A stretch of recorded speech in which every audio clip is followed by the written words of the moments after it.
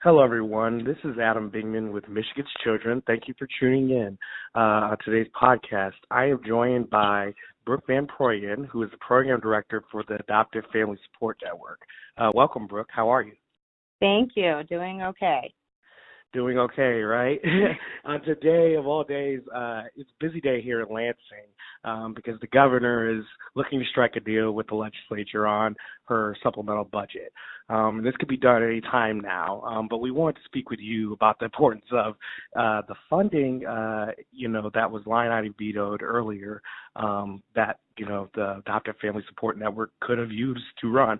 So maybe you could talk a little bit about the Family Support Network and how it come about and maybe some of the issues that you saw that you're trying to address.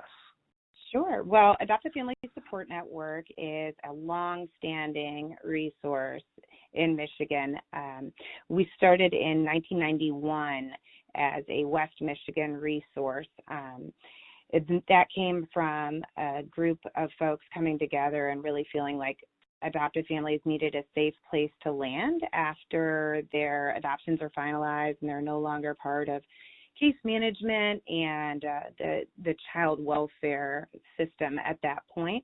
And they wanted a place for them to come together for support or if they needed to access resources. So for a long time, we were a volunteer organization that slowly grew in capacity. In 2011, we started a pilot project for the state of Michigan, and that was in Kent County alone to provide peer support to other adoptive families. And in 2015, that program became statewide. So now, since that point, we've been operating and serving families across Michigan for about 4 years. And it's that support that was cut in the veto. And what that support offers to families is a mixture. We have trained parent leaders. There's 96 of them that we have trained that are volunteers across the state who walk alongside and support other families, in-person support groups, family education, so it might be a parenting class or an ed forum on adoption-specific topics, but also support groups or educational groups for youth as well. Family fun events are a big part of what we do because we have found that when we want to engage families before there's a crisis, we need to have them part of our community for them to know that they can trust us in those times. And that is a large piece of how we've been so successful in sustainability of our families and lessening the numbers for disruption and dissolutions and adoptions across the state. But another unique piece of what we are doing in the parent-to-parent program across the state is not only just serving one type of adoptive family. It's not just for those that have adopted from child welfare. It's any adoptive family, if it was international, private domestic, if it was from the child welfare system, but also guardianship families and relative caregivers, which a lot of other services hadn't been and programs haven't been doing that to the capacity that we have been able to serve those families and really recognize the needs. So that kind of sums up a lot of the different supports, but we have a 24-hour non-crisis warm line where families can call if they need a referral for services or are looking for a support group. We also have a lending library with almost 1,500 different resources available to families and online support where families in the most rural of communities are able to get connected and not feel isolated and alone. And Absolutely. those are the supports we're really trying to re-engage and have funded. Absolutely. I mean, these sound like something that the legislature and the governor would prioritize, correct? I mean, especially not here not only for 2019 and 2020, but 2021 as well.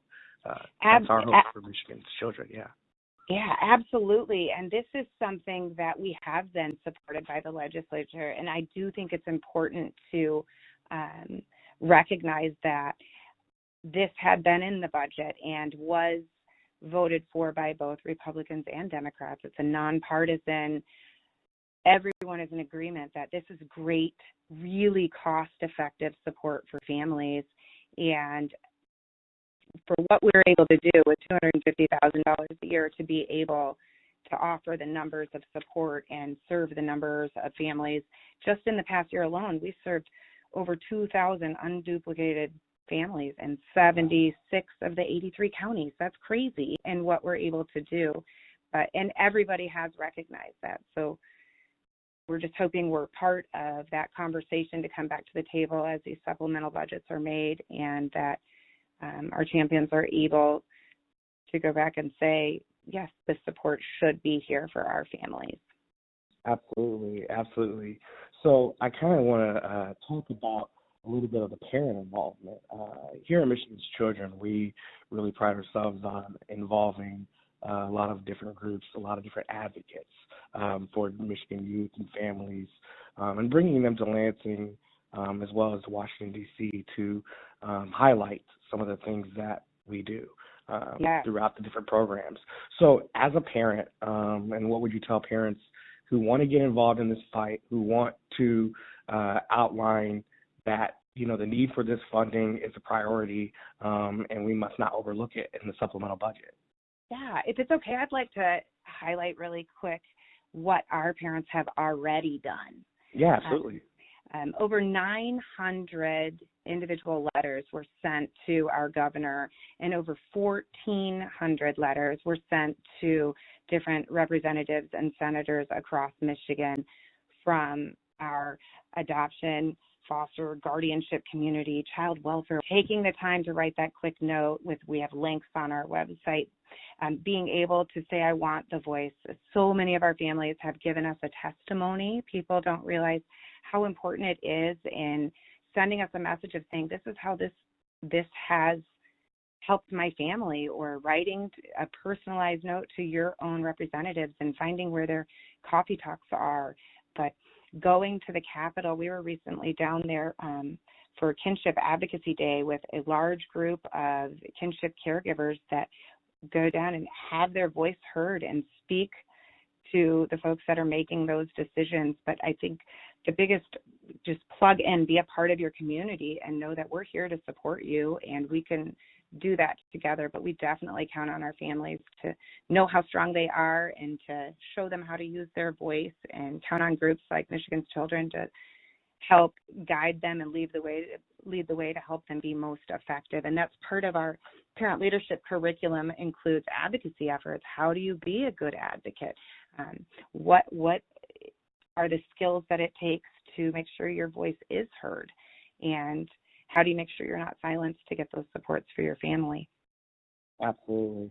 Absolutely. So you did mention that you're in 76 of the 83 counties, correct? Yeah, we served families out of 76 of the 83, so that's 96% of the Michigan counties have families that were served by Adoptive Family Support Network just last year alone.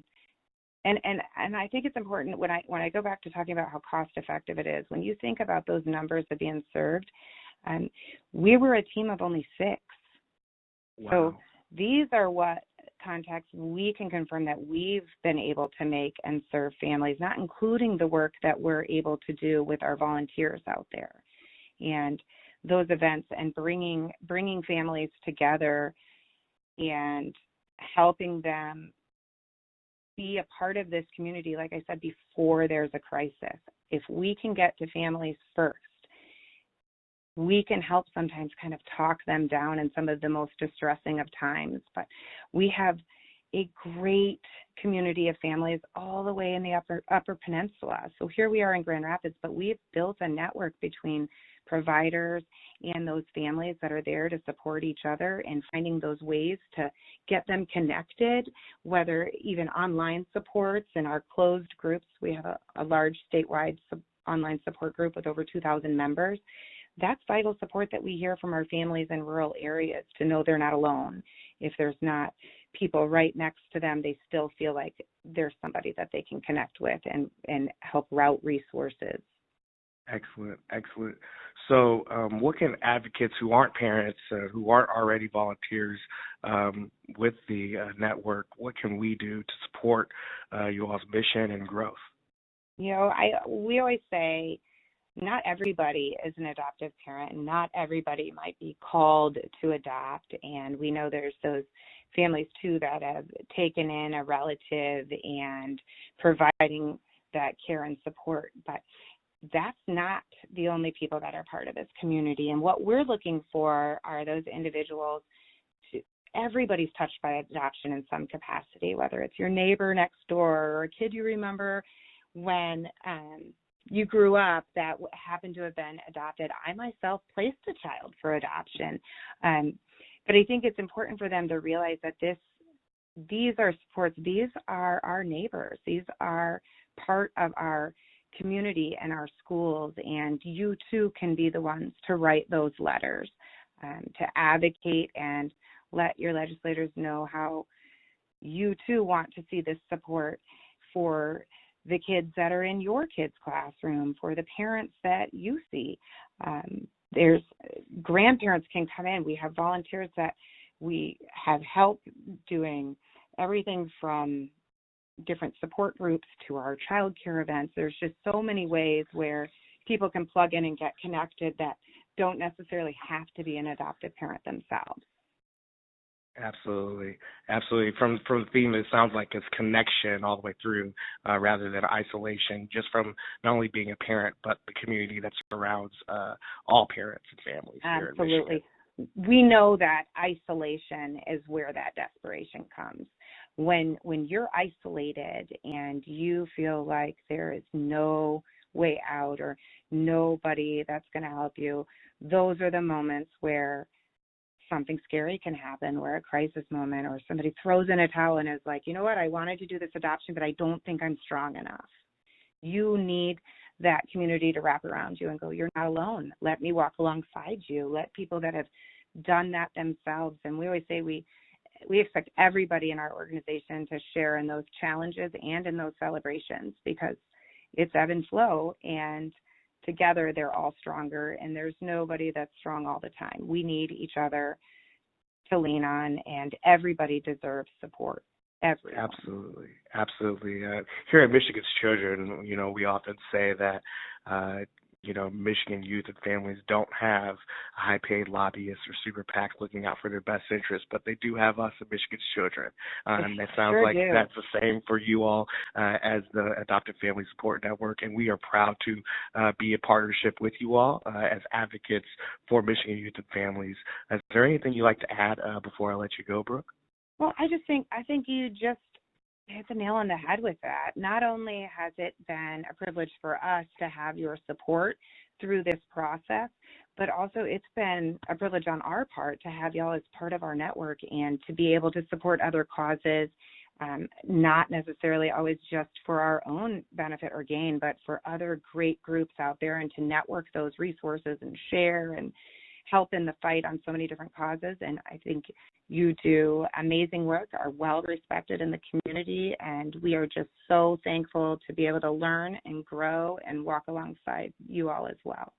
Well, thank you, and we're definitely appreciative, and thank you for taking the time to speak with me today, and also inform our listening audience about many of the issues and things that we advocate for here in Michigan's Children. This is Brooke Ben Adam and Brooke Van Proyen, the Program Direct Coordinator for the Michigan Family Support Network. Thank you, and I'll talk to you soon. Thank you so much. Bye.